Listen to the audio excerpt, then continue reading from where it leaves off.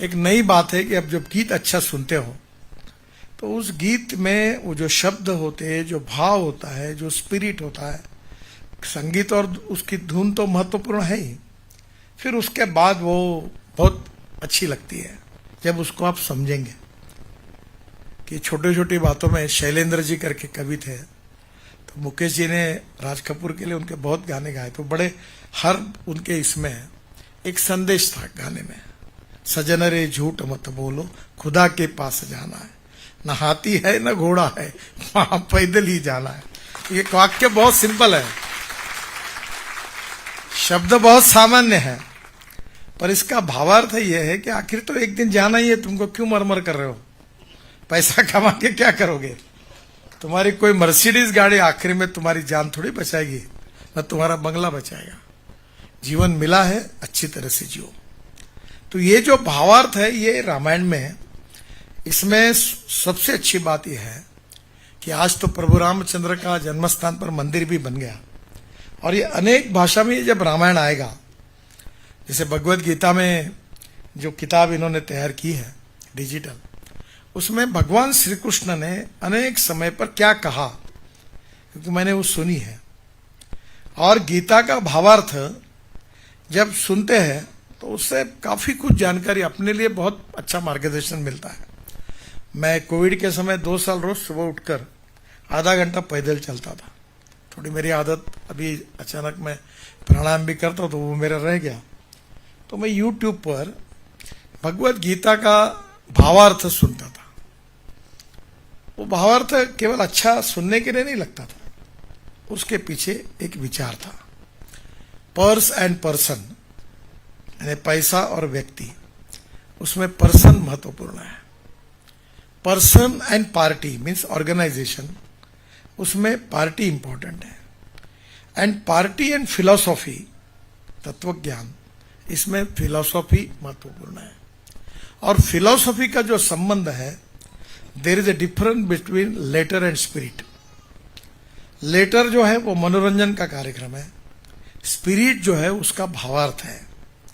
तो मुझे सबसे ज्यादा खुशी ये हुई कि हमारी समाज व्यवस्था को, समाज को और समाज का जो इंपॉर्टेंट घटक है व्यक्ति को बदलने वाली जो रामायण की ताकत है, भगवत गीता की ताकत है, उसको डिजिटल टेक्नोलॉजी से आम लोगों में, और ये क्या होता है कि एक किताब बड़ा है, उसके हस्ताक्षर ठीक नहीं होगी तो पढ़ते नहीं लोग, उसको प्रेजेंटेशन कैसे होता है, प्रेजेंटेशन इज वेरी इंपॉर्टेंट।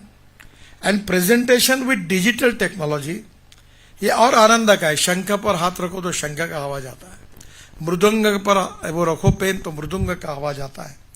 भजन आपको कोई वही से कोई टेप रिकॉर्ड लगाने की जरूरत नहीं, कोई मोबाइल फोन पर सुनने की जरूरत, किताब में ही है वो। और कमेंट्री भी है, और सभी भाषाओं में है, अभी 5-7 भाषा में, अभी धीरे धीरे सभी भाषाओं में जाएगा। तो अपनी भाषा में ही इसका भावार्थ समझने के कारण एक अवसर मिलेगा समाज को, और जब भावार्थ आएगा तो उसका संस्कार व्यक्ति के स्वभाव को, व्यक्तित्व को, उसकी विजन को बदलेगा, और उसमें समाज में गुणात्मक परिवर्तन होगा। क्योंकि रामायण महाभारत में वो ताकत है। हमारे महाराष्ट्र में काका कालेलकर करके एक बहुत विद्वान थे, उन्होंने एक बहुत प्रसिद्ध वाक्य हमारे बचपन में हमारे पाठ में आया था। उन्होंने कहा था कि जो पूरे विश्व में है वो पूरा महाभारत और रामायण में है, और जो विश्व में नहीं है वो भी रामायण महाभारत में है। तो स्वाभाविक रूप से हमारे लिए ये दोनों ग्रंथ, भगवत गीता और रामायण, ये हमारे जीवन के पथदर्शक है। और मैं अक्सर एक बात मानता हूं कि टेक्नोलॉजी इज वेरी इंपॉर्टेंट। अगर यहां लाउड स्पीकर नहीं होता और मैं बोलते रहता तो शायद आप मेरा भाषण नहीं सुन पाते।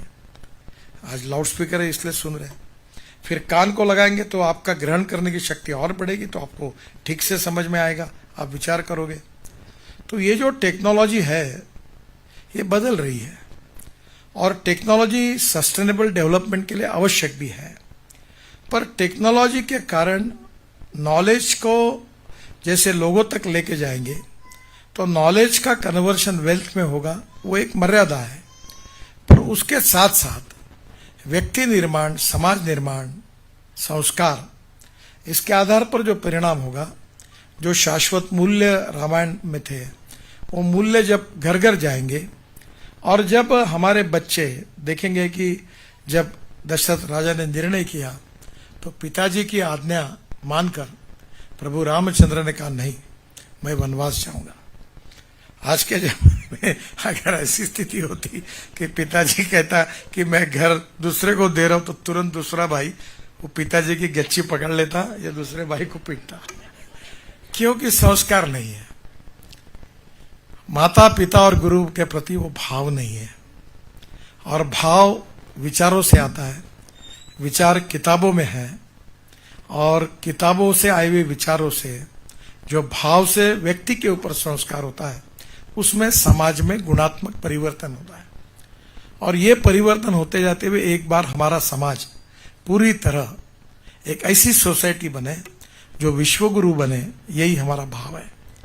आज हमारा आयुर्वेद, योग विज्ञान विश्व के आकर्षण का केंद्र है। आज हमारे यहाँ इंडोनेशिया में, अफगानिस्तान में कनिष्क करके एयरपोर्ट, ये एक बिल्डिंग का नाम है। इंडोनेशिया में जकार्ता में जाइए, सब रामायण महाभारत वहां है। आप बाली में जाइए, आज भी रामायण खेलते। मैं इंडोनेशिया में गया था, वहां का एक बहुत बड़ा एक्सप्रेस हाईवे था, तो देखने के लिए पहली बार मंत्री बना तो मैं उधर गया था। तो वहां जो इंजीनियर था वो मुस्लिम था, चीफ इंजीनियर। तो वो मुझे बता रहे थे कि हमारे घर में ये पद्धति आई है कि हम रामायण पढ़ते हैं। तो मैंने कहा आप तो मुस्लिम हैं, रामायण क्यों पढ़ते हो? बोले रामायण हमारी विरासत है, रामायण हमारा इतिहास है, और रामायण ने हमको संस्कार दिए। आज भी इंडोनेशिया में, मलेशिया में, साउथ ईस्ट एशिया में ये पहुंचा है। और इसलिए मुझे बहुत खुशी है कि रामायण के श्रेष्ठत्व के बारे में कोई प्रश्न नहीं है, उसके यथार्थता के बारे में कोई सवाल नहीं है, पर उसको उचित प्रकार से टेक्नोलॉजी का उपयोग करके आम आदमी उसको हृदय में ग्रहण कर सके, इस टेक्नोलॉजी का उपयोग करके ये जो प्रयास है यह सबसे अभिनंदनीय है। तो टेक्नोलॉजी के कारण आदमी को लगता है सुनना चाहिए। अगर कोई क्लिष्ट भाषा में भाषण देता है तो लोग बोलते हैं अच्छा भाषण हो, फिर समझ में नहीं आया। किताब कितना भी अच्छा हो, कुछ विद्वान भाषण सुनते हैं, बोले बहुत विद्वान है। बोलना क्यों? बोले इनके भाषण में कुछ समझ में नहीं आया। तो जो सिंप्लिसिटी है, जो टेक्नोलॉजी का ट्रांसफॉर्मेशन है, बहुत आसान है और उनकी मातृभाषा में है। एक बात जरूर है कि मैं इनको ये प्रार्थना करूंगा कि मैंने बहुत नागपुर में कम से कम 1,500 सीनियर सिटीजन और ऐसे लोगों की भजन मंडलियां थी, उनको मैंने तबला पेटी दी।